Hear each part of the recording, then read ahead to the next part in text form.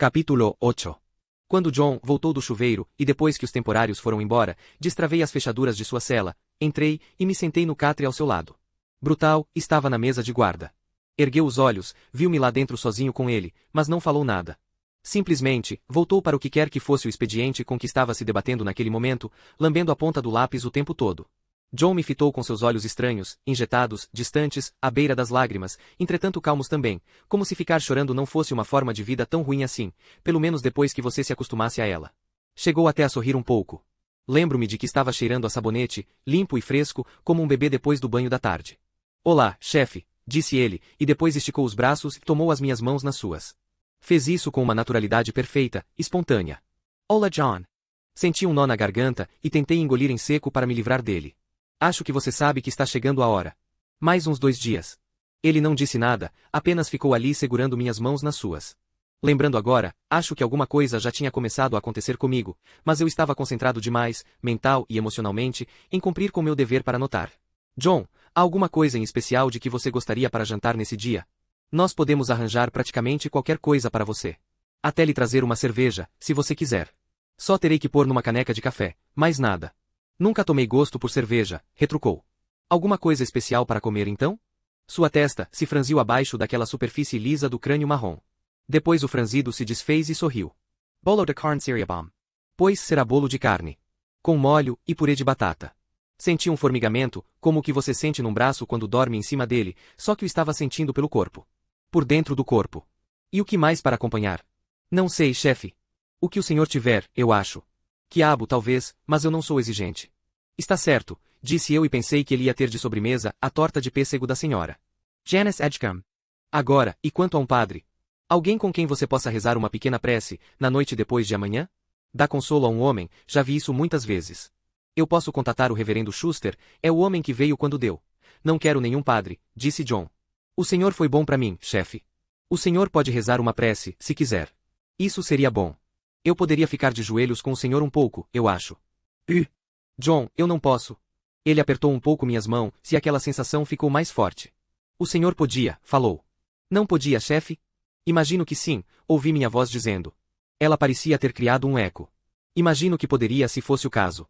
A essa altura a sensação dentro de mim era forte e parecida com a de antes, quando ele curara minha infecção, mas ao mesmo tempo era diferente. E não apenas porque não havia nada de errado comigo dessa vez. Era diferente porque dessa vez ele não sabia o que estava fazendo. De repente fiquei aterrorizado, quase sufocado com uma necessidade de sair dali. Dentro de mim, acendiam-se luzes, onde nunca tinha havido luz alguma.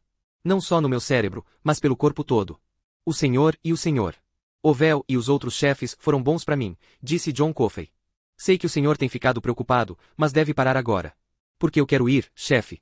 Tentei falar, mas não consegui. Ele, ao contrário, conseguiu. O que falou a seguir foi o máximo que jamais ouvirá dele. Chefe, estou muito cansado da dor que escuto e que sinto. Estou cansado de andar vagando, sozinho como um pardal na chuva. Sem nunca ter nenhum companheiro para ir junto comigo, nem para dizer de onde nós estamos vindo nem para onde vai nem porquê.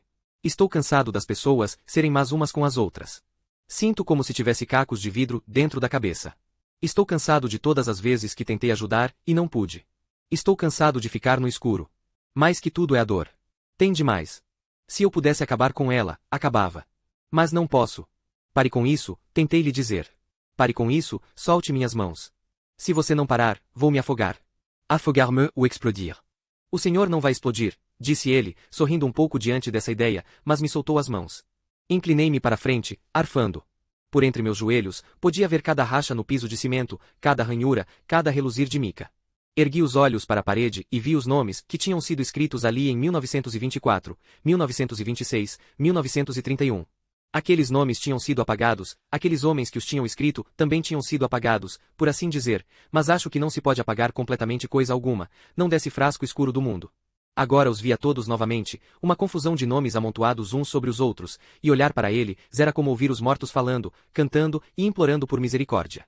Senti meus olhos latejando dentro das órbitas, ouvi meu próprio coração, senti o marulhar do meu sangue, correndo através das avenidas do meu corpo, como cartas sendo enviadas para todos os lados. Escutei um apito de trem ao longe, o das 13h15 para Priceford, imaginei, mas não podia ter certeza, porque nunca o escutara antes. Não em Cold Mountain, porque o mais perto que passava da penitenciária estadual era 15 quilômetros a leste. Era impossível que eu o escutasse da penitenciária, você teria dito, e o mesmo teria dito eu, até novembro de 1932, e assim teria acreditado, mas naquele dia escutei. Em algum lugar uma lâmpada estourou, forte como uma bomba. O que você fez comigo? Sasseray. Oh, John, o que você fez? Desculpe, chefe, disse ele do seu jeito calmo. Eu não estava pensando. Não é muita coisa, acho. O senhor vai se sentir bem logo. Levantei-me e fui até a porta da cela. Parecia que estava caminhando num sonho. Quando cheguei ali, ele falou. O senhor se pergunta por que elas não gritaram. É a única coisa que ainda intriga o senhor, não é? Porque aquelas duas menininhas não gritaram quando ainda estavam na varanda. Voltei-me e olhei para ele.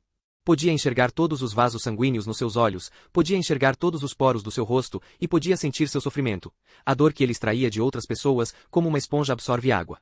Também podia enxergar a escuridão de que ele tinha falado. Ela estava em todos os espaços do mundo tal como ele a via, e naquele momento, sentia ao mesmo tempo, pena dele e um grande alívio por ele. O que nós íamos fazer era uma coisa terrível, isso nada podia mudar, e no entanto, lhe estaríamos fazendo um favor. Eu vi quando aquele sujeito mau foi e me agarrou, disse John. Foi ali que eu soube que foi ele quem tinha feito. Eu o vi naquele dia, eu estava no meio das árvores e o vi jogá-las no chão e fugir, mas, você se esqueceu, completei. Isso mesmo, chefe. Até ele me tocar, eu esqueci. Por que elas não gritaram, John? Ele as machucou bastante para tirar sangue, os pais delas estavam logo no andar de cima, então por que elas não gritaram? John olhou para mim do fundo dos seus olhos atormentados. Ele disse para uma, se você fizer barulho, é sua irmã que eu mato, não você. Disse o mesmo para outra. Entende? Entendo, sussurrei, e podia de fato entender. A varanda da casa dos Deterick no escuro. Varton debruçando-se sobre elas como um monstro. Uma delas pode ter começado a gritar, de modo que Varton bateu nela, e ela sangrou pelo nariz. A maior parte do sangue tinha sido por isso. Ele as matou com o amor delas, falou John. O amor delas uma pela outra. Entende como é que foi? Respondi que sim com a cabeça, incapaz de uma palavra. Ele sorriu. As lágrimas estavam correndo novamente, mas ele sorriu. É assim todos os dias, falou, pelo mundo afora. Então se deitou e virou-se para a parede. Saí para o corredor, tranquei a cela e caminhei para a mesa de guarda. Ainda me sentia como se estivesse sonhando. Dei-me conta de que podia ouvir os pensamentos de Brutal, um sussurro muito tênue, como soletrar uma certa palavra, acho que era receber. Ele estava pensando, tem S antes do C ou não, como é que a danada da coisa se escreve? Então ergueu os olhos, começou a sorrir e parou quando me deu uma boa olhada. Paul? Você está bem? Perguntou. Estou. E lhe contei o que John tinha me dito. Não tudo, e certamente nada sobre o que o toque dele fizera comigo, essa parte nunca contei a ninguém, nem mesmo a Janice. Elaine Connelly será a primeira a saber, isto é, se ela quiser ler estas últimas páginas depois de ler todas as outras, mas repeti o que John dissera sobre querer ir embora. Isso pareceu aliviar Brutal, pelo menos um pouco, mas pressenti, ouvi, que estava se perguntando se eu não tinha inventado isso só para tranquilizá-lo. Então senti que ele resolvera acreditar, simplesmente porque facilitaria as coisas para ele quando chegasse a hora. Paul, aquela sua infecção está voltando? Indagou. Você está com o rosto todo vermelho. Não, acho que estou bem, disse eu. Não estava, mas a essa altura tinha certeza de que John estava certo e de que logo estaria bem. Podia sentir aquele formigamento começar a ceder. Mesmo assim, não faria mal você ir para o seu escritório e se deitar um pouco. Deitar-me era o que eu menos estava com vontade de fazer naquele momento. A ideia parecia tão ridícula que eu quase dei uma risada. O que estava com vontade de fazer era talvez construir eu próprio uma casinha, depois cobri-la com um telhado de placas de madeira, arar o solo para uma horta nos fundos e depois plantar. Tudo antes da hora do jantar. É assim, pensei. Todos os dias. Pelo mundo afora. Essa escuridão. Pelo mundo afora. Em vez disso, vou dar um giro até a administração. Tenho umas coisas para conferir por lá. Como você quiser. Fui até a porta, abri-a e então olhei para trás. Você acertou, disse eu. RSEBR. Sem S antes do C sair, sem precisar olhar para trás para saber que ele estava olhando fixamente para mim, boquiaberto. Continuei me movendo durante o resto desse turno, não conseguindo ficar sentado por mais de 5 minutos de cada vez antes de me pôr de pé novamente, de um salto. Fui até a administração, depois marchei para cima e para baixo pelo pátio de exercícios vazio. Os guardas nas torres devem ter achado que eu tinha ficado maluco. Quando acabou o turno, comecei a me acalmar novamente, e aquele farfalhar de pensamentos na minha cabeça, como folhas agitadas pelo vento, tinha diminuído bastante. Ainda assim, porém, quando ia para casa naquela manhã, recomeçou com intensidade. Tive que estacionar meu Ford no acostamento, sair e correr a toda por uns 500 metros, a cabeça abaixada, os braços se movendo rápido, o ar entrando e saindo da garganta com força e quente como o sol do meio-dia. Então, por fim, comecei a me sentir realmente normal. Corri devagar a metade do caminho de volta, para onde o Ford estava estacionado, e caminhei o resto do trajeto, minha respiração fumegando no ar frio. Quando cheguei em casa, contei a Janice que John me dissera que estava pronto, que queria ir embora. Ela confirmou com a cabeça, parecendo aliviada. Ela estava mesmo. Eu não tinha como dizer. 6 horas antes, talvez 3, teria sabido, mas então não tinha mais como. E isso era bom. John ficará repetindo que estava cansado, e agora eu podia entender por quê. O que ele tinha cansaria qualquer pessoa. Faria qualquer um ansiar por descanso e silêncio. Quando Janice me perguntou por que eu estava tão vermelho e cheirava tanto a suor, contei-lhe que parara o carro voltando para casa e tinha corrido por algum tempo, bem rápido. Contei-lhe isso, pois como posso já ter dito, há folhas demais aqui agora para que me disponha a procurar para ter certeza. A mentira não fazia parte do nosso casamento, mas não lhe contei por quê. E ela não perguntou.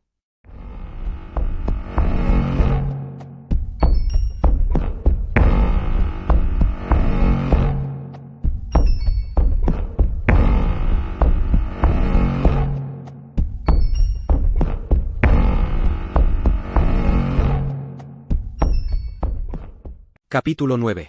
Não houve nenhuma tempestade violenta na noite em que chegou a vez de John Coffey caminhar pelo corredor verde. Acho que fazia o frio normal para aquela época do ano naquela região, nos anos 1930, e 1 milhão de estrelas se derramava por sobre campos gastos, colheita já terminada, com a geada reluzindo nos moirões da cerca, e faiscando como brilhantes sobre os esqueletos secos do milho de julho. Brutus Ovel estava na posição de destaque para essa execução. Ele colocaria o capacete e diria a Van Ai para acionar quando chegasse o momento. E, na noite de 20 de novembro, por volta das 23h30, Dean, Harry e eu fomos até a nossa única cela ocupada, na qual John Coffey estava sentado na ponta do catre, com as mãos juntas penduradas entre os joelhos e uma manchinha de molho de bolo de carne na gola da camisa azul. Olhou-nos por entre as grades, parecendo muito mais tranquilo do que nós. Senti as mãos frias e as têmporas latejando. Uma coisa era saber que ele estava desejando aquilo, pelo menos tornava possível para nós realizarmos nosso trabalho, e outra era saber que íamos eletrocutá-lo pelo crime de outro. Vira Hal Moores pela última vez em torno das 7 nessa noite. Ele estava no seu gabinete, abotoando o sobretudo. Tinha o rosto pálido, e suas mãos tremiam tanto que estava tendo a maior dificuldade com os botões. Quase tive vontade de afastar seus dedos e abotoar eu mesmo seu sobretudo, como se faz com um garotinho. A ironia é que quando Jean e eu fomos visitar Melinda no fim de semana anterior, ela estava com aparência melhor do que Hal no início dessa noite da execução de John Coffey. Não vou ficar para esta, dissera. Curtis estará lá e sei que Coffey estará em boas mãos com você e Brutus. Sim, senhor, faremos o melhor que pudermos, falei. Alguma notícia de Percy? É claro que o que eu queria saber era se ele tinha se recuperado. Se ele estava ao menos sentado num quarto em algum lugar contando para alguém, mais provavelmente para um médico, sobre como tínhamos amarrado no paletó de doido e o atirado na solitária, como qualquer criança problema, como qualquer boçal, para usar a linguagem de Percy. E, caso estivesse, se alguém lhe estava dando crédito. Porém, segundo Hal, Percy estava exatamente na mesma. Sem falar, e até onde se podia ver, completamente fora do mundo. Ainda estava em Indianola, sendo avaliado, dissera Hal com uma expressão perplexa ante essa frase, mas se não houvesse nenhuma melhora, seria mandado para outro lugar dentro em breve. A essa altura, tendo finalmente conseguido abotoar o último botão do sobretudo, Hal perguntara, como é que Coffey está aguentando? Com um sinal positivo de cabeça, respondi, ele vai ficar bem. Ele retribuiu o gesto de cabeça, depois se encaminhou para a porta, parecendo velho e doente. Como é possível que haja tanto bem e tanto mal reunidos no mesmo homem? Como o homem que curou minha mulher pode ser o mesmo homem que matou aquelas menininhas? Você é capaz de entender isso? Respondi-lhe que não, que misteriosos eram os desígnios de Deus, que em todos nós havia o bem e o mal, que não nos cabia tentar saber porquê, blá blá blá, nhen. A maior parte do que disse a ele foram coisas que tinha aprendido na igreja de Jesus, seja louvado, o Senhor é poderoso, e Hal ficou o tempo todo balançando a cabeça afirmativamente e com um ar meio comovido. Ele podia se permitir balançar a cabeça afirmativamente, não podia? Claro. E também ter um ar comovido. Sua fisionomia mostrava uma tristeza profunda, pois estava abalado, nunca duvidei disso, mas dessa vez não havia lágrimas, porque ele tinha uma mulher esperando em casa por ele, sua companheira esperando em casa por ele, e ela estava muito bem. Graças a John Coffey, ela estava muito bem de saúde, e o homem que tinha assinado a ordem para a morte de John podia sair e voltar para ela. Ele não tinha que assistir ao que vinha a seguir. Ele ia poder dormir nessa noite, junto ao calor de sua mulher, enquanto John Coffey estaria jazendo numa mesa no porão do hospital do condado, esfriando à medida que as horas silenciosas e sem amigo avançavam pela madrugada. E por essas coisas tive raiva de Hal. Só um pouco e iria passar, mas foi raiva mesmo. O sentimento autêntico. Entrei então na cela dele, seguido por Dean e Harry, ambos pálidos e cabisbaixos. Está pronto, John? Perguntei. Ele fez que sim com a cabeça. Estou, chefe. Acho que sim. Muito bem então. Tenho uma coisa para dizer antes de sairmos. Diga o que o senhor precisar, chefe. John Coffey, como funcionário desse tribunal. Falei tudo, até o fim, e quando terminei, Harry Terwilliger postou-se ao meu lado e estendeu a mão. John pareceu surpreso por um instante, depois sorriu e apertou-lhe a mão. Dean, mais pálido do que nunca, estendeu a sua e disse com a voz rouca: Você merece mais do que isso, Johnny. Desculpe. Vou ficar bem, disse John. Essa é a parte difícil. Daqui a pouco vou ficar bem. Pôs-se de pé, e a medalha de São Cristóvão que Melly lhe dera balançou para fora da camisa. John, devo ficar com isso, falei. Posso colocá-la de volta em você depois da... Depois, se você quiser, mas agora devo ficar com isso. Era de prata, e se estivesse encostada na pele dele, quando Jack Van ligasse a corrente, poderia ser fundida com a pele. Mesmo que isso não ocorresse, ela tenderia a se galvanizar, deixando uma espécie de fotografia sua queimada na pele do peito. Já vira isso antes. Já vira quase de tudo, durante os anos que passei no corredor. Agora me dava conta de que vira mais do que devia. Ele retirou a corrente por cima da cabeça e colocou-a na minha mão. Meti o medalhão no bolso e disse-lhe que saísse da cela. Não era preciso conferir seu crânio para ter certeza de que haveria bom contato e boa indução. Era tão liso como a palma da minha mão. Sabe, hoje de tarde dormi e tive um sonho, chefe, disse ele. Sonhei como rato dadal. Foi, John? Coloquei-me do lado esquerdo, Harry do direito, vim atrás dele e fomos andando pelo corredor verde. Foi a última vez que andei ali com um preso. Foi, confirmou. Sonhei que ele tinha ido para aquele lugar que o chefe Ovel falou, aquele lugar Mouseville. Sonhei que tinha crianças, como elas riam das coisas que ele fazia. Puxa vida! Ele próprio deu uma risada ao se lembrar, depois ficou sério novamente. Sonhei que aquelas duas menininhas louras estavam lá. Elas também estavam rindo. Coloquei os braços em volta dela, e não tinha sangue saindo dos cabelos dela, e elas estavam muito bem. Todos nós ficamos olhando o senhor. Guizos rolar aquele carretel, e como rimos. Quase que nós estouramos, quase mesmo. Foi mesmo? Estava pensando que não ia conseguir ir até o final, simplesmente não ia conseguir, de jeito nenhum. Ia chorar ou gritar, ou talvez meu coração arrebentasse de tristeza, e pusesse um fim a isso tudo. Entramos no meu escritório, John olhou em volta por 1 ou 2 segundos, depois caiu de joelhos sem ser mandado. Atrás dele, Harry estava olhando para mim com uma expressão atormentada. Dean estava branco, como uma folha de papel. Ajoelhei-me ao lado de John, e pensei que se estava armando uma inversão curiosa ali. Depois de todos os presos, que eu tinha tido que ajudar a se levantar para que pudessem terminar o percurso, dessa vez eu era quem provavelmente ia precisar de ajuda. Pelo menos era assim que estava me sentindo. Chefe, o que nós devemos pedir na oração? Pergunta John. Força, respondi sem pensar. Fechei os olhos e disse: Senhor Deus Todo-Poderoso, por favor ajude-nos a terminar o que começamos e por favor receba este homem, John Coffey, como que se toma com leite mas escrito diferente, no céu e lhe dê a paz. Por favor, ajude-nos a mandá-lo embora da maneira que ele merece e não permita que nada dê errado. Amém. Abri os olhos e olhei para Dean e Harry. Ambos estavam com a fisionomia um pouco melhor. Provavelmente, foi por terem tido alguns momentos para recuperar o fôlego. Duvido que tenha sido minha prece. Comecei a me levantar, e John pegou-me pelo braço. Deu-me um olhar que era, ao mesmo tempo, tímido e esperançoso. Eu me lembro de uma oração que alguém me ensinou quando eu era pequeno, falou. Pelo menos acho que lembro. Posso rezar? Vá em frente e reze sua oração, disse Dean. Ainda há muito tempo, John. John fechou os olhos e franziu a testa, se concentrando. Esperei algum ato de contrição, ou talvez, uma versão embaralhada do Padre Nosso, mas não foi nada disso que veio. Nunca ouvirá antes a prece que ele falou, e nunca mais tornei a ouvi-la, não que os sentimentos ou as expressões fossem especialmente inusitadas. Erguendo as mãos diante dos olhos fechados, John Coffey disse: Menino Jesus, meigo e humilde, reze por mim, uma criança órfã. Seja minha força, seja meu amigo, fique comigo até o fim. Amém.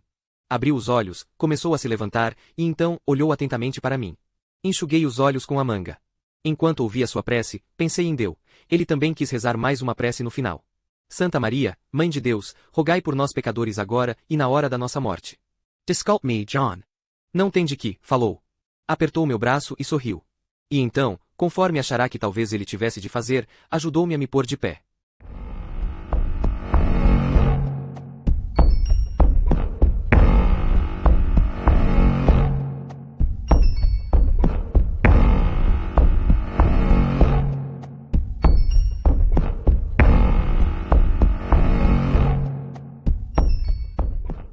Capítulo 10.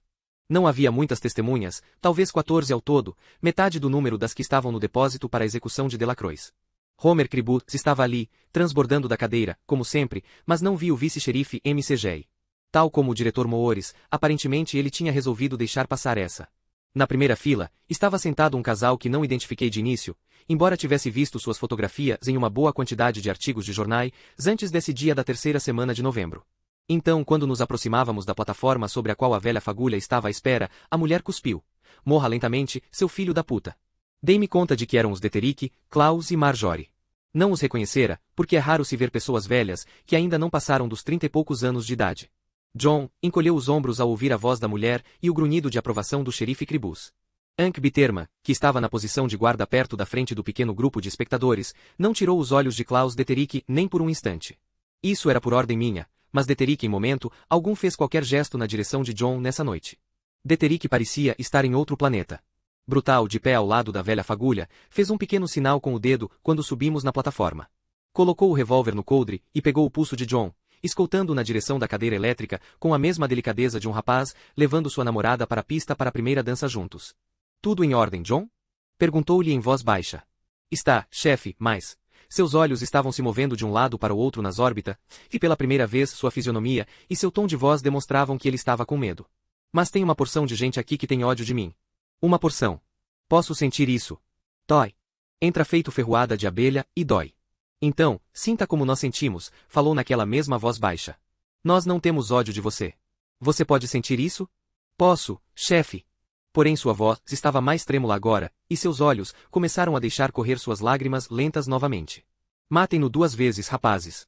Parole Marjorie Director Repent. Sua voz estridente e irregular foi como uma bofetada. John se encolheu de encontro a mim e gemeu.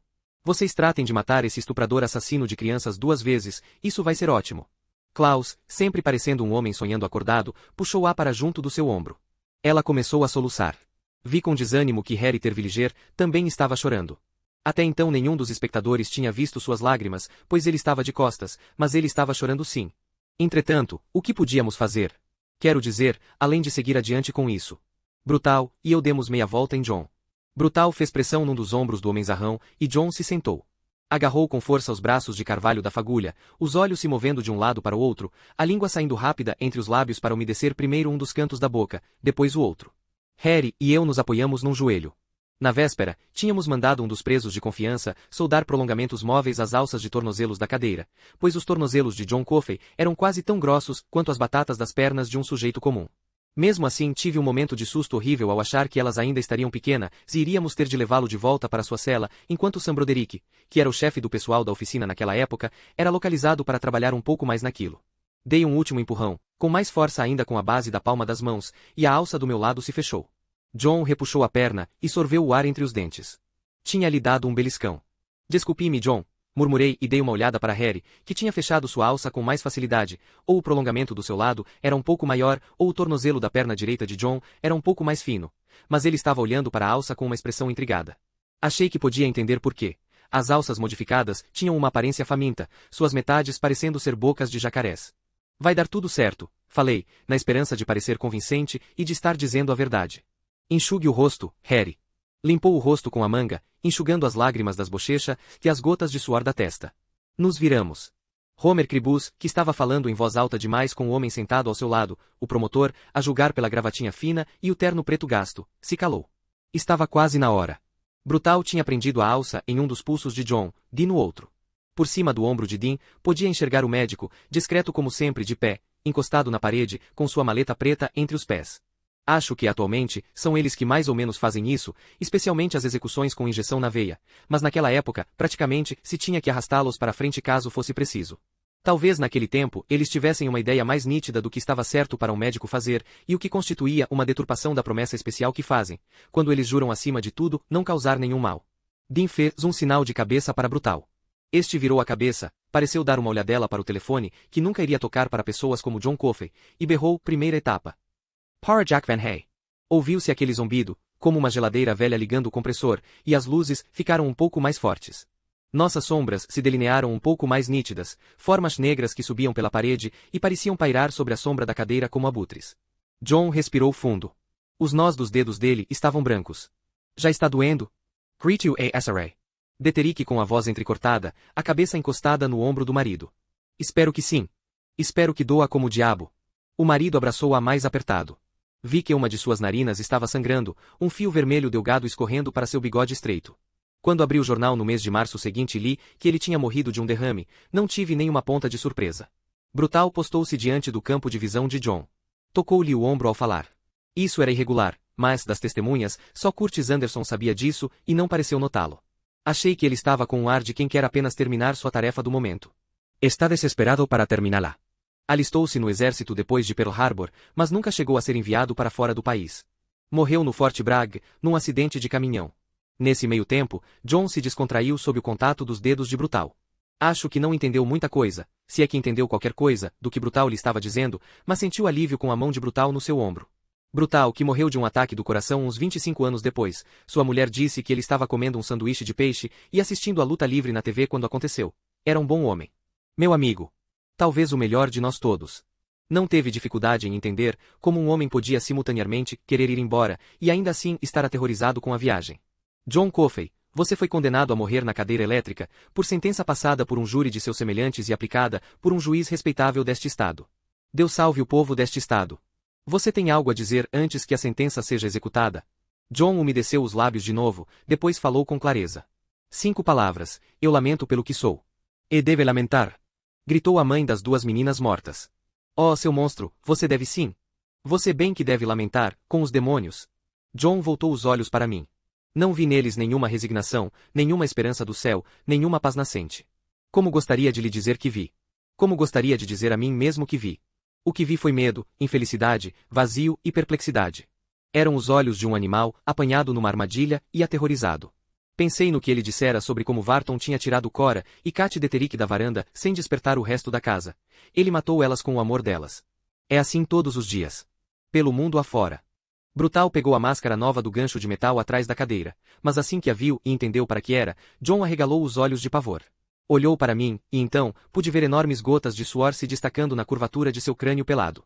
Pareciam do tamanho de ovos de pintacilgo. Por favor, chefe, não coloque essa coisa no meu rosto, falou num pequeno sussurro gemido. Por favor, não me coloque no escuro, não me faça ir pro escuro, eu tenho medo do escuro.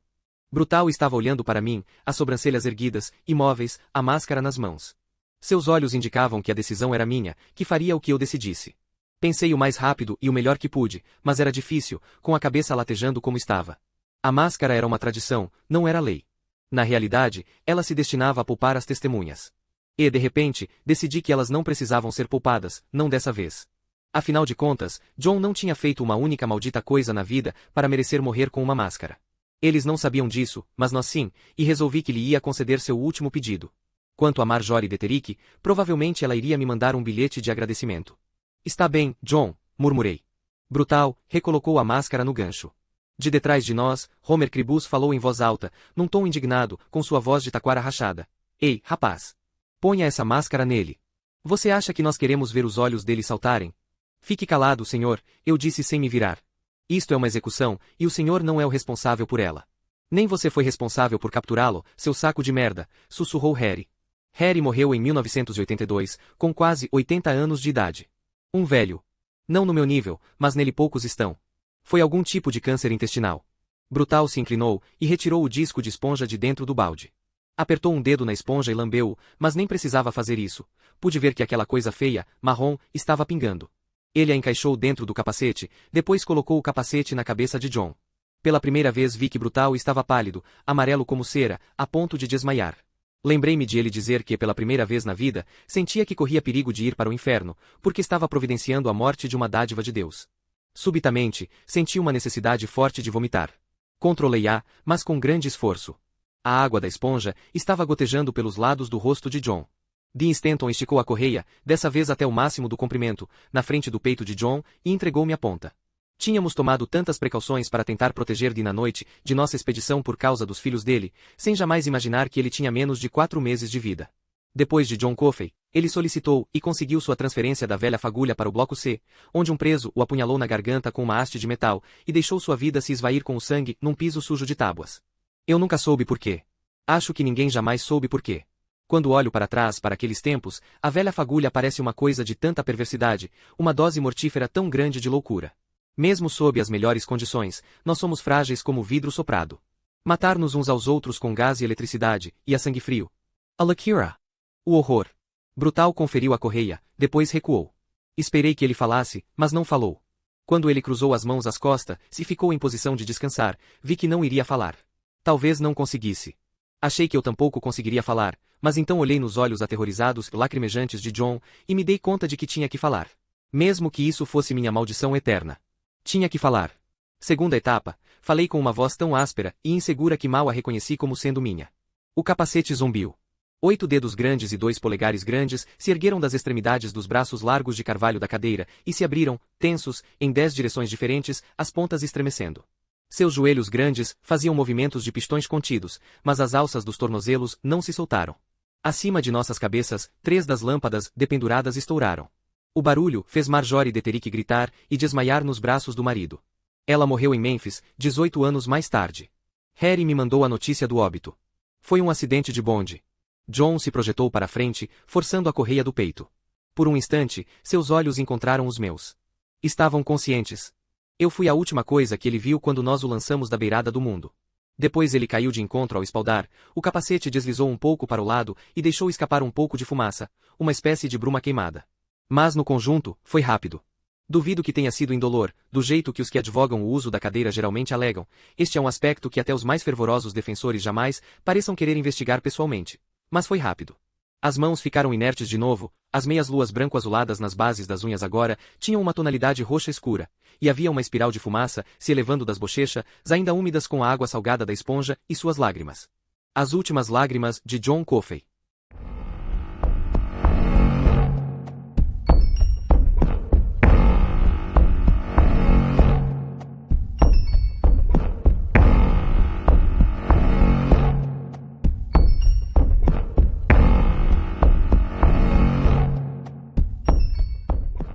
Capítulo 11. Até chegar em casa, eu estava bem. A essa altura, já estava amanhecendo e havia pássaros cantando. Estacionei meu carrinho, saí e subi os degraus dos fundos da casa, e então a segunda maior tristeza que jamais senti se derramou sobre mim.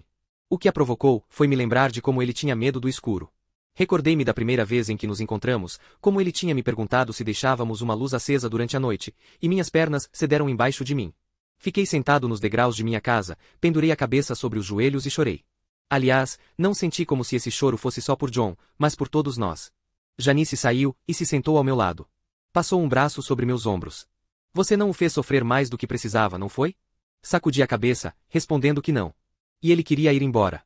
Confirmei com a cabeça. Venha para dentro, disse ela, ajudando-me a ficar de pé. Isso me fez pensar no modo como John me tinha ajudado a me levantar, depois que havíamos rezado juntos. Venha e tome um café. Assim fiz. Passou-se a primeira manhã, e a primeira tarde, depois o primeiro turno de volta ao trabalho. O tempo cuida de tudo, quer se queira ou não. O tempo cuida de tudo, o tempo carrega tudo, e no fim, tudo que existe é a escuridão. Às vezes encontramos outras pessoas nessa escuridão, e às vezes as perdemos lá novamente. Isso é tudo que sei, salvo que isso aconteceu em 1932, quando a penitenciária estadual ainda ficava em Cold Mountain. E a cadeira elétrica, é claro.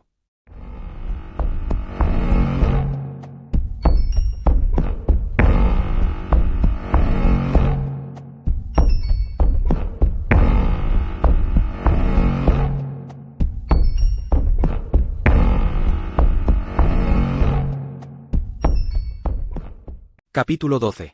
Por volta das 14h15 da tarde, minha amiga Elaine Connelly veio até onde eu estava sentado no solário, com as últimas páginas da minha história empilhadas certinhas na minha frente. Seu rosto estava muito pálido e havia pontos brilhantes por baixo dos olhos. Acho que ela tinha chorado. Eu estivera olhando. Só isso. Olhando pela janela para as colinas no leste, a mão direita latejando na ponta do pulso. Mas era um latejar de alguma forma tranquilo. Sentia-me vazio, oco por dentro. Uma sensação que era terrível e maravilhosa ao mesmo tempo. Era difícil olhar Elaine nos olhos. Tive medo da raiva e do desprezo que poderia ver neles, mas eles estavam bem. Tristes e intrigados, mas bem. Nada de raiva, nada de desprezo e nada de descrença. Você quer o resto da história? Perguntei. Bati na pequena pilha de manuscrito com minha mão dolorida. Está aqui, mas entenderei se você preferir não ler. Não se trata do que eu quero, disse ela. Preciso saber como terminou, embora eu ache que não há dúvida de que você o executou. Acho que se exagera muito a intervenção da providência com P maiúsculo nas vidas das pessoas comuns. Porém, antes que pegue essas folhas. Paul. Ela parou, como se estivesse insegura sobre como continuar. Espere. Às vezes, não se pode ajudar as pessoas. Às vezes, é melhor nem tentar. Paul, Você fala aqui no texto como se tivesse 2 filhos, crescidos em 1932. Não apenas um, mas 2. Se você não se casou com a sua Janice quando tinha 12 anos e ela 11, algo assim. Dei um pequeno sorriso. Éramos jovens quando nos casamos. Muita gente das montanhas se casa assim, minha própria mãe era jovem, mas não éramos tão jovens assim. Então, que idade você tem? Sempre supus que você estivesse com 80 e poucos, minha idade, possivelmente até um pouco mais moço, mas de acordo com isso. Eu tinha 40 no ano em que John caminhou pelo corredor verde, disse eu. Nasci em 1892. Isso fazenda com que eu tenha 104 anos, a menos que minha conta esteja errada. Ela ficou olhando fixamente para mim, sem fala. Estendi a mão com o restante do manuscrito, lembrando-me novamente de como John tinha tocado em mim na cela dele. O senhor não vai explodir, dissera ele, sorrindo um pouco com a própria ideia, e eu não explodi. Mas, mesmo assim, alguma coisa aconteceu comigo. Alguma coisa duradoura. Leia o resto da história, falei. As respostas que tenho estão aí. Está bem, disse ela quase num sussurro. Estou com um pouco de medo. Não posso mentir a esse respeito, porém. Está bem. Onde é que você vai estar? Levantei-me, espreguicei-me, ouvi minha espinha estalar nas costas. De uma coisa eu tinha certeza, estava de saco cheio do solário. Lá no campo de croquet. Ainda há uma coisa que quero lhe mostrar, e fica naquela direção. É algo de dar medo? No seu olhar tímido, vi a garotinha que ela fora na época em que os homens usavam chapéu de palha no verão e sobretudo de pele no inverno. Não, respondi sorrindo. Não é de dar medo. Está bem. Ela apanhou as folhas. Vou levar isso para o meu quarto. Encontrarei você no campo de croquet por volta das. Correu as folhas nos dedos, avaliando. 4? Está bem assim? Perfeito, respondi, pensando no super curioso Brad Dolan. A essa hora, ele já teria ido embora. Ela estendeu a mão, deu-me um pequeno aperto no braço e saiu da sala. Fiquei onde estava por um momento, olhando para a mesa, absorvendo o fato de que ela agora estava vazia de novo, salvo pela bandeja de café da manhã que Elaine me trouxera. Meus papéis espalhados finalmente não estavam mais ali. De algum modo, não podia acreditar que tinha terminado, e como você está vendo, já que tudo isto foi escrito depois de ter descrito a execução de John Coffey e entregue o último maço de folhas a Elaine, não tinha terminado. E, mesmo então, parte de mim sabia por quê. Alabama. Peguei o último pedaço de torrada fria da bandeja, desci a escada e saí para o campo de croquet. Lá fiquei sentado ao sol, olhando uma meia dúzia de pares e um grupo de 4 pessoas lento, mas animado, passar por mim balançando seus tacos, entregando-me aos meus pensamentos de velho e deixando o sol aquecer meus ossos de velho. Por volta das 14h45, o pessoal do turno das 15 horas às 23 horas começou a chegar, vindo do pátio de estacionamento, e às 15 horas a turma do turno do dia foi embora. A maioria saiu em grupos, mas vi que Brad Dolan estava caminhando sozinho. Isso foi uma visão um tanto animadora. Talvez, afinal de contas, o mundo não estivesse inteiramente perdido. Um dos livrinhos de anedotas aparecia no bolso de trás da calça. O caminho para o pátio de estacionamento passa pelo campo de croquet, de modo que ele me viu ali, mas não me dirigiu nem um aceno de mão, nem uma cara feia. Por mim, estava ótimo. Entrou no Chevrolet velho, com um adesivo no paralama que dizia eu vi Deus e o nome dele é Nelt. Aí ele foi embora, para onde quer que ele vai quando não está aqui, seu carro deixando uma trilha fina de óleo barato. Por volta das 16 horas, Elaine veio ao meu encontro, tal como tinha prometido. Pela aparência dos olhos dela, ela tinha feito algo mais do que chorar. Envolveu-me nos braços e me apertou com força. Pobre John Coffey, falou. E pobre Paul Edgecombe também. Pobre Paul, ouvi Jan dizendo. Pobre velho. Elaine começou a chorar novamente. Abracei-a ali no campo de croquet, sob a luz do fim da tarde. Nossas sombras pareciam estar dançando. Talvez como no programa Salão de Baile Imaginário, que costumávamos ficar escutando no rádio naqueles tempos idos. Finalmente ela recuperou o controle e se afastou de mim. Encontrou um lenço de papel no bolso do vestido e enxugou os olhos cheios de lágrimas. Paul, o que aconteceu com a mulher do diretor? O que aconteceu com Melly? Ela foi considerada como a maravilha da sua época, pelo menos pelos médicos do hospital de Indianola, respondi. Tomei-a pelo braço e começamos a andar na direção do caminho que saía do pátio de estacionamento e entrava pelo bosque. Na direção do galpão, perto do muro, que separava Georgia Pines do mundo das pessoas mais jovens. Ela morreu de um ataque do coração, não de um tumor cerebral, uns 10 ou 11 anos depois. Em 1943, acho. Hal morreu de derrame, bem perto do dia de Pearl Harbor. Pode ter sido no próprio dia de Pearl Harbor, pelo que me lembro. Então ela viveu uns 2 anos mais do que ele. Uma certa ironia. E Janice? Não estou bem preparado para isso hoje, retruquei. Contarei para você em alguma outra ocasião. Permite? Permito. Mas esta foi uma promessa que nunca cheguei a cumprir. 3 meses depois do dia em que caminhamos juntos pelo bosque, teria segurado a mão dela, não fosse pelo receio de fazer doer seus dedos deformados e inchados. Elaine Connelly morreu pacificamente no leito. Como ocorreu com Melinda Moores, a morte veio em consequência de um ataque cardíaco. O auxiliar de enfermagem que a encontrou disse que ela estava com uma expressão tranquila, como se a morte tivesse vindo de repente e sem muita dor. Espero que ele estivesse certo a esse respeito. Amava Elaine. Ela, Janice, Brutal, todos eles. Chegamos ao segundo galpão ao longo do caminho, o que ficava perto do muro. Ficava recuado, no meio de um grupo de pinheiros baixos, o telhado meio despencado e as janelas cobertas com tábuas e cheias de sombras. Comecei a andar na direção dele. Elaine resistiu por um instante, parecendo temerosa. Não há problema, disse eu. Não mesmo. Venha. A porta não tinha trava. Um dia tivera, mas havia sido arrancada, então eu utilizava um quadrado de papelão dobrado para servir de cunha para mantê-la fechada. Abri a porta e entrei no galpão. Deixei a porta escancarada, pois estava escuro lá dentro. Pô, o que? Esse segundo, foi quase um grito. Havia uma mesa empurrada para um lado. Sobre ela havia uma lanterna de pilhas e uma sacola de papel pardo. No chão sujo, estava uma caixa de charutos ava-tampa, que eu conseguira do homem que tinha o contrato para reabastecer as máquinas de vender refrigerantes e balas. Tinha expressamente feito esse pedido, e como sua empresa também vende produtos de tabaco, foi fácil para ele conseguir-me uma. Ofereci-me para pagar por ela. Quando trabalhei em Cold Mountain essas caixas eram objetos valiosos, como é possível que lhe tenha dito, mas ele se limitou a dar uma gargalhada. Espreitando por cima da borda da caixa, havia um par de olhos brilhantes, negros feito piche. Senhor Guizos, falei em voz baixa. Vem até aqui, vamos, vem até aqui meu velho, e veja essa senhora. Fiquei de cócoras. Doeu, mas consegui, e estiquei a mão. Primeiro achei que dessa vez ele não ia conseguir passar por cima do lado da caixa, mas conseguiu com um último impulso. Caiu de lado, depois voltou a apoiar-se nos pés e veio para mim. Ao correr, mancava com uma das patas traseiras. O ferimento que Percy lhe causará tinha voltado na velhice do senhor. Gizzos. Sua grande velhice. Salvo o topo da cabeça e a ponta da cauda, seu pelo estava completamente cinza. Saltou para a palma da minha mão. Ergui-o, e ele esticou o pescoço para frente, cheirando meu hálito, as orelhas para trás e os diminutos, olhos negros cheios de avidez.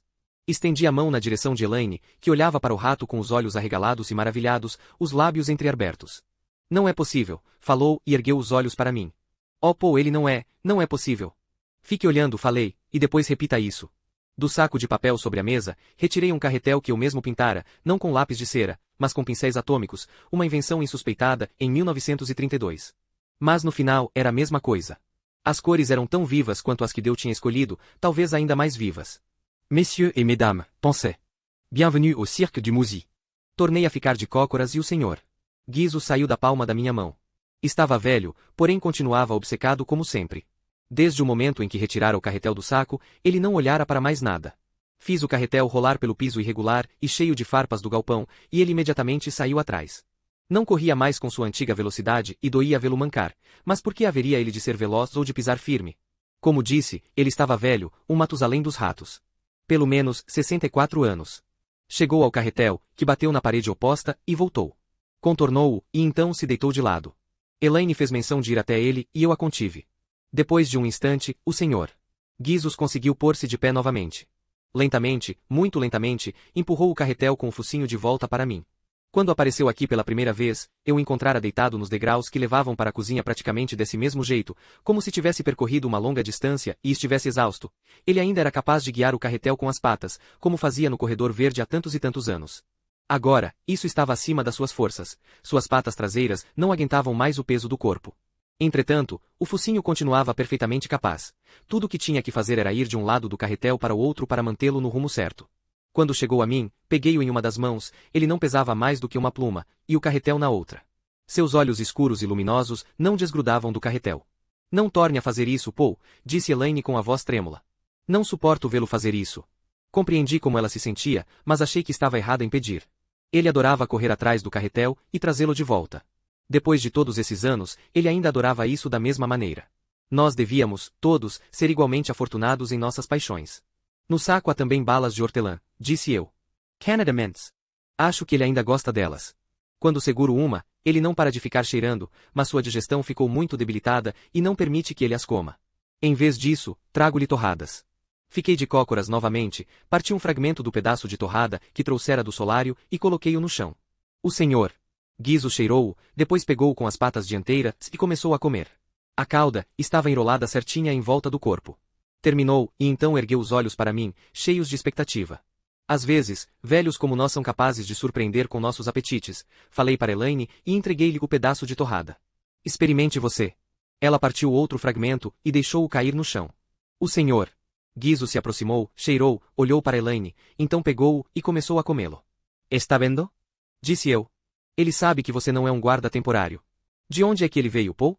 Não tenho a menor ideia. Um dia, quando saí para dar minha caminhada de manhã cedo, ele estava ali deitado num dos degraus da cozinha. Imediatamente me dei conta de quem era, mas para ter certeza, peguei um carretel na cesta da lavanderia. E lhe consegui uma caixa de charutos.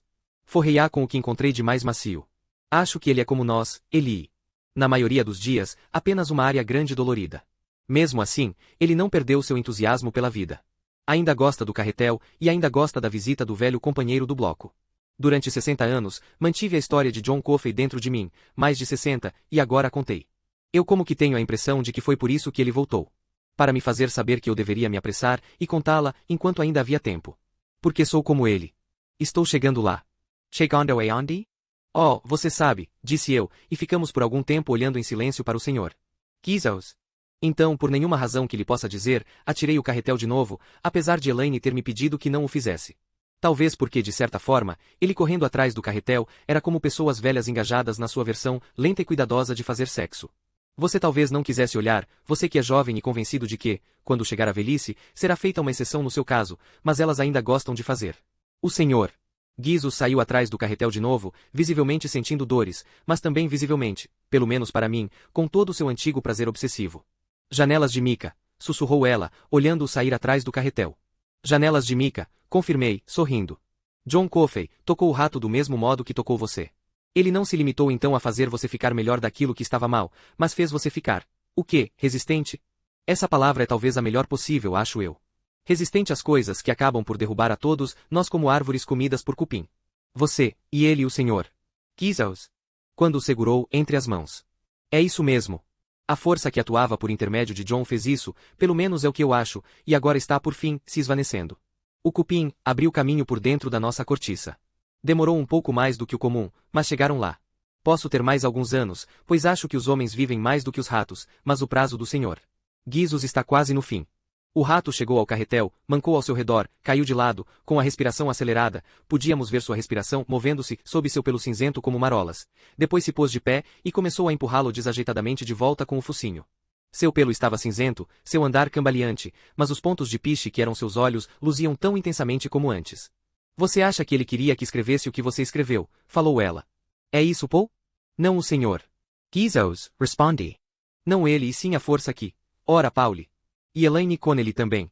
Exclamou uma voz pela porta aberta. Veio carregada de uma espécie de horror satírico. Não posso acreditar. O que, em nome dos céus, podem vocês dois estar fazendo aqui? Voltei-me, de algum modo nada surpreso por ver Brad Dolan ali no portal. Tinha um sorriso largo, que um homem só exibe quando acha que o tapeou por completo. Até que ponto ele tinha ido pela rua, depois do término do seu turno?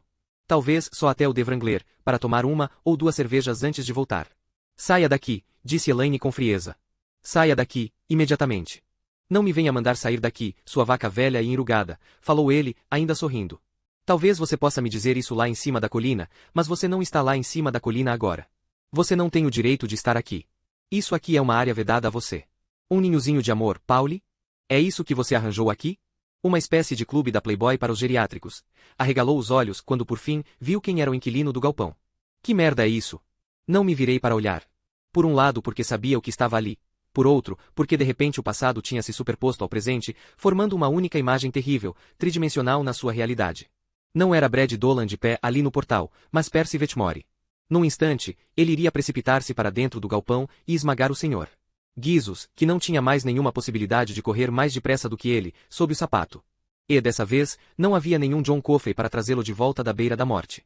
Da mesma maneira que não houvera um John Coffey, quando precisei dele naquele dia chuvoso no Alabama. Pus-me de pé, dessa vez sem sentir dor alguma nas juntas nem nos músculos, e avancei na direção de Dola. Deixe-o em paz. Perry I. Você vai deixá-lo em paz, Percy, ou por Deus que eu vou.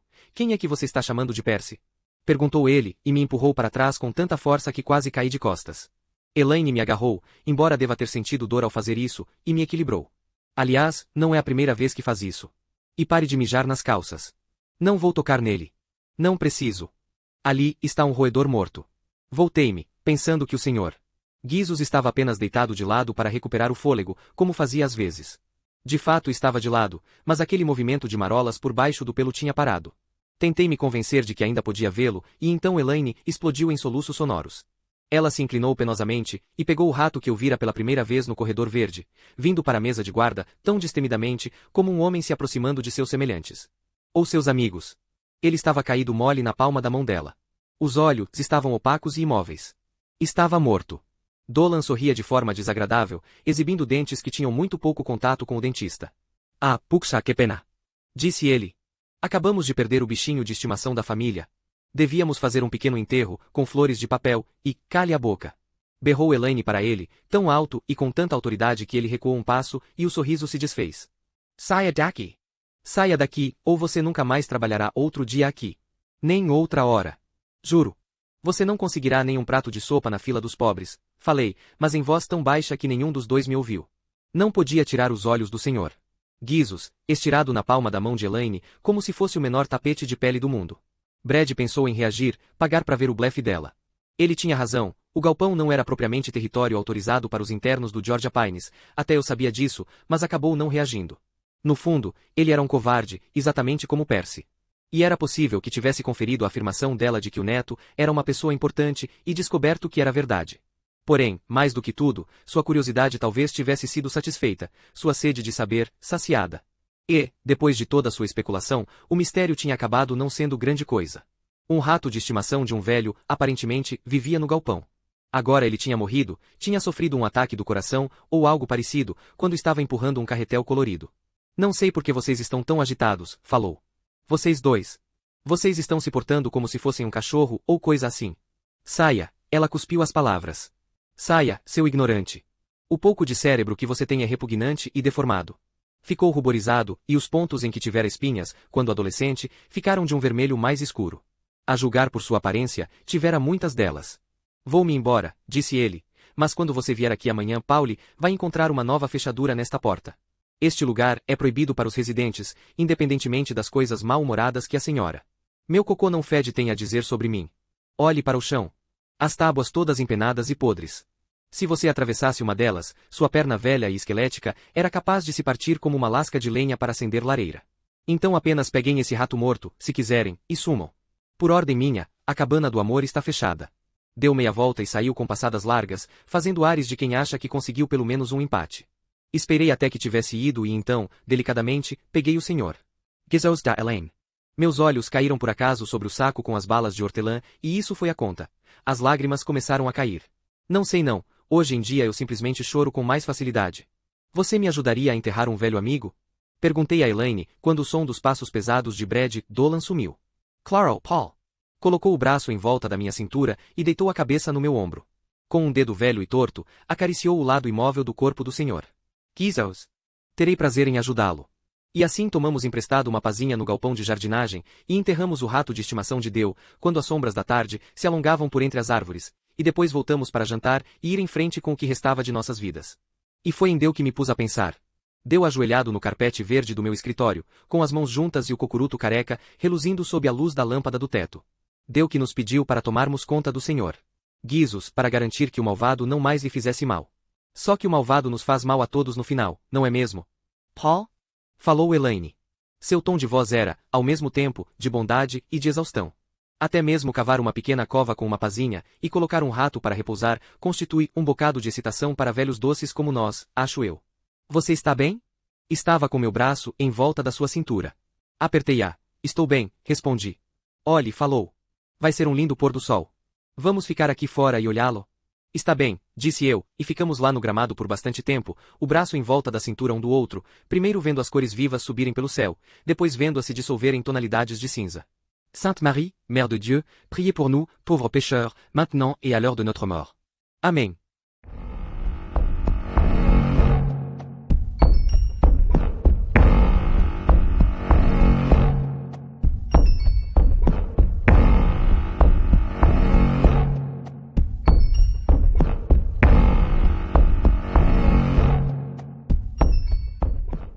Capítulo 13.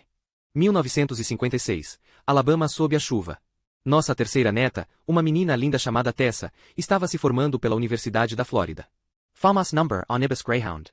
Eu tinha então 64 anos, um mero rapaz. Jean tinha 59, e estava linda como sempre. Pelo menos para mim. Estávamos sentados no banco bem no fundo, e ela estava reclamando por eu não lhe ter comprado uma máquina fotográfica nova para registrar o bendito acontecimento. Abri a boca para dizer-lhe que depois que chegássemos lá, teríamos um dia para fazer compras, e se ela quisesse, podia comprar uma câmera nova, que estaria dentro do nosso orçamento sim. Além disso, achava que ela estava reclamando só porque estava cheia da viagem e não gostava do livro que trouxera. Era um de Perry Mason. É então que tudo em minha lembrança fica branco por um momento, como um filme que foi deixado exposto ao sol. Você se lembra daquele acidente? Acho que algumas pessoas que lerem isso se lembrarão, mas a maioria não.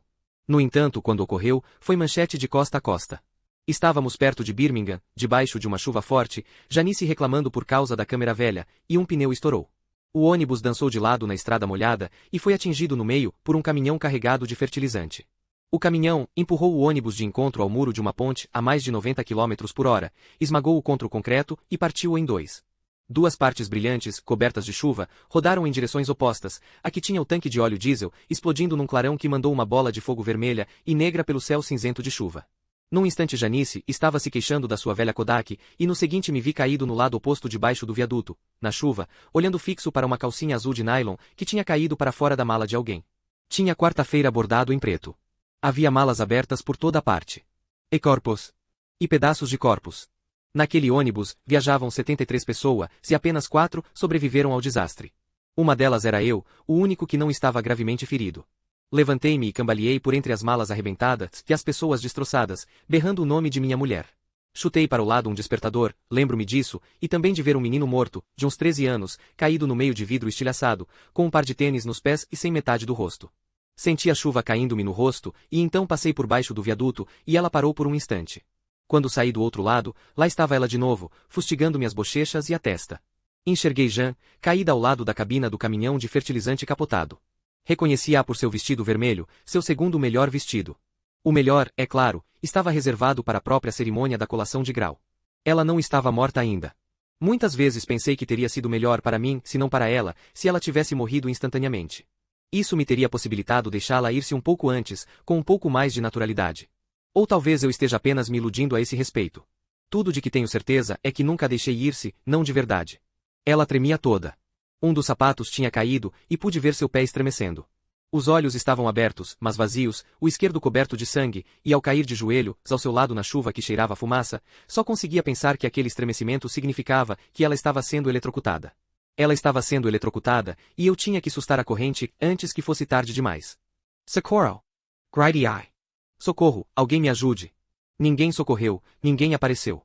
A chuva caía forte, uma chuva dura de encharcar, que assentou meus cabelos ainda pretos sobre o crânio. Segurei-a nos braços e ninguém apareceu. Seus olhos vazios se ergueram para mim com uma espécie de intensidade estonteada, enquanto o sangue escorria da parte de trás de sua cabeça numa torrente. Ao lado de uma mão que tremia, e tinha espasmos inconsciente, havia um pedaço de aço cromado com as letras Grey. Logo adiante, estava um quarto do que tinha sido um homem de negócios, com um terno de lã marrom. Socorro! Gritei de novo, e me voltei na direção do viaduto, e ali divisei John Coffey, de pé nas sombras, ele próprio apenas uma sombra, um homenzarrão com braços compridos, dependurados, e uma cabeça careca. John! Berrei, oh John, por favor, me ajude. Por favor, ajude Janice. A chuva me entrou nos olhos. Pisquei, e ele sumiu. Podia ver as sombras que confundira com John. Mas não tinham sido apenas sombras. Tenho certeza. Ele esteve ali. Talvez apenas como um espírito, mas esteve ali, a chuva no seu rosto se misturando com suas lágrimas intermináveis. Ela morreu nos meus braços, na chuva, ao lado daquele caminhão de fertilizante, sentindo nas narinas o cheiro do óleo diesel em chamas. Não houve um momento de consciência. Olhos que se desanuviaram, lábios que se moveram numa sussurrada declaração final de amor. Houve o tremor de uma contração no corpo, sob minhas mãos e aí ela se foi. Nesse momento, pensei em Melinda Moores pela primeira vez depois de muitos anos. Melinda sentada na cama em que todos os médicos no Hospital Geral de Indianola achavam que ela ia morrer. Melinda Moores, parecendo renovada e descansada, fitando John Coffey com olhos luminosos e intrigados. Melinda dizendo, sonhei que você estava vagando na escuridão, e eu também. Encontramos um ao outro. Pousei a pobre cabeça destroçada da minha mulher na superfície molhada da rodovia interestadual, pus-me de pé, foi fácil, eu tinha apenas um pequeno corte no lado da minha mão esquerda, e gritei o nome dele para as sombras do viaduto. John! John Coffey! Onde está você, garotão? Caminhei na direção daquelas sombras, chutando para um lado um ursinho de pelúcia com sangue no pelo, um par de óculos com armação de metal e uma lente partida, uma mão decepada com um anel de brasão no dedo mindinho. Você salvou a mulher de Hal, por que não minha mulher? Por que não Janice? Por que não a minha Janice? Nenhuma resposta, só o cheiro do diesel se queimando e de corpos queimados, só a chuva caindo sem parar do céu cinzento e tamborilando no concreto, enquanto minha mulher jazia morta na estrada atrás de mim. Nenhuma resposta então, e nenhuma resposta agora. Porém, é claro que não foi só Melly Moores que John Coffey salvou em 1932, nem só o rato de Deu, o que sabia fazer aquele número bonitinho com o carretel e parecia estar procurando por Deu muito antes que ele aparecesse e muito antes que John Coffey aparecesse. John também me salvou, e anos mais tarde, de pé debaixo daquela chuva torrencial no Alabama, e procurando por um homem que não estava lá nas sombras do viaduto, de pé em meio a malas espalhadas e mortos despedaçados, aprendi uma coisa terrível. Às vezes não há absolutamente nenhuma diferença entre a salvação e a danação. Senti que uma das duas se derramava sobre mim enquanto estávamos sentados no catre dele, em 18 de novembro de 1932.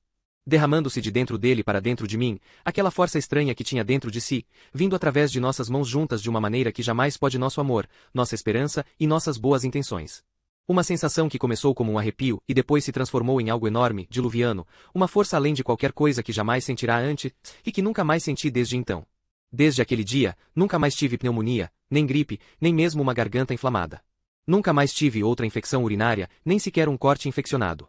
Tive resfriados, mas foram raros, com intervalos de 6 ou 7 anos, e embora se diga que as pessoas que não têm resfriados frequentes, quando os têm são mais graves, isso nunca me aconteceu. Uma vez, no início daquele ano terrível de 1956, expeli uma pedra da vesícula. E, ainda que isso possa parecer estranho a algumas pessoas que leiam isto apesar de tudo que já disse, uma parte de mim ficou contente com a dor que veio quando a pedra se foi. Foi a única dor forte que senti desde aquele problema urinário, 24 anos antes.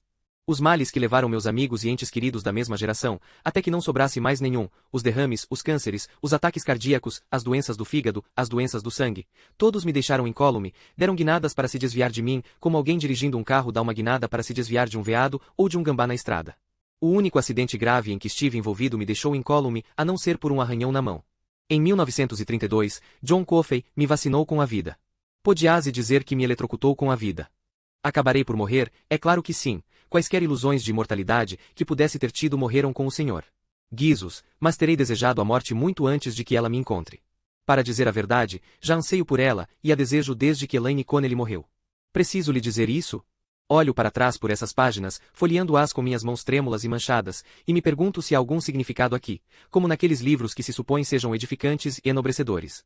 Rememoro os sermões da minha infância, afirmações com voz de trovão na igreja de Jesus, seja louvado, o Senhor é poderoso, e me lembro de como os pregadores costumavam dizer que o olho de Deus está no pardal, que ele vê e assinala até mesmo a menor de suas criações. Quando penso no Senhor, guizos e nos pequenos fragmentos de madeira que encontramos naquele buraco na viga, acho que é assim mesmo. No entanto, esse mesmo Deus sacrificou John Coffey, que tentou apenas fazer o bem na sua maneira cega, tão cruelmente como qualquer profeta do Velho Testamento, sacrificou um cordeiro indefeso, como Abraão teria sacrificado seu próprio filho se efetivamente fosse chamado a fazê-lo. Penso em John dizendo que Varton matar as gêmeas de Terique com o amor de uma pela outra, e que isso acontece todos os dias, pelo mundo afora. Se isso acontece, é porque Deus deixa que aconteça, e quando dizemos eu não compreendo, Deus responde, eu não me importo. Penso no Senhor. Guizos morrendo quando eu estava de costas, com minha atenção usurpada por um homem cruel, cujo melhor sentimento parecia ser uma espécie de curiosidade vingativa. Penso em Janice, estremecendo nos seus últimos segundos inconsciente, enquanto eu ficava ajoelhado ao seu lado debaixo da chuva. Pare com isso, tentei dizer a John naquele dia, na cela dele. Solte minhas mãos. Se você não parar, vou me afogar. Afoga me, ou you exploder. O Senhor não vai explodir, respondeu ele, lendo meus pensamentos e sorrindo diante dessa ideia. E o terrível é que não explode, nem então nem nunca mais. Pelo menos tenho um dos males de velho, sofro de insônia. Tarde da noite, fico deitado na cama, ouvindo o som úmido e inútil de homens e mulheres enfermos, tossindo sem parar mais para o fundo de sua velhice. Às vezes ouço uma campainha de chamada, o ruído de um sapato no corredor, ou a pequena TV da senhora Javits sintonizada no noticiário do fim da noite.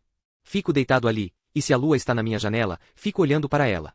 Fico deitado ali e penso em Brutal, Dean, e às vezes, em William Varton dizendo, é isso mesmo, seu negro, tão mal quanto você quiser. Penso em Delacroix dizendo, olhe só isso, chefe Edgecombe. Ensinei ao senhor. Guizos um número novo. Penso em Elaine, de pé à porta do solário, mandando Brad Dolan deixar-me em paz. Às vezes cochilo e vejo aquele viaduto sob a chuva, com John Coffey parado embaixo dele, nas sombras. Nesses sonhos curtos, nunca é apenas uma ilusão de ótica. É sempre ele mesmo, meu garotão, simplesmente ali de pé e observando. Fico deitado e espero. Penso em Janice, em como a perdi, em como ela se esvaiu num caudal vermelho por entre os meus dedos sob a chuva, e espero. Cada um de nós tem compromisso com a morte, não há exceções, sei disso, mas às vezes, oh meu Deus, o corredor verde é muito comprido.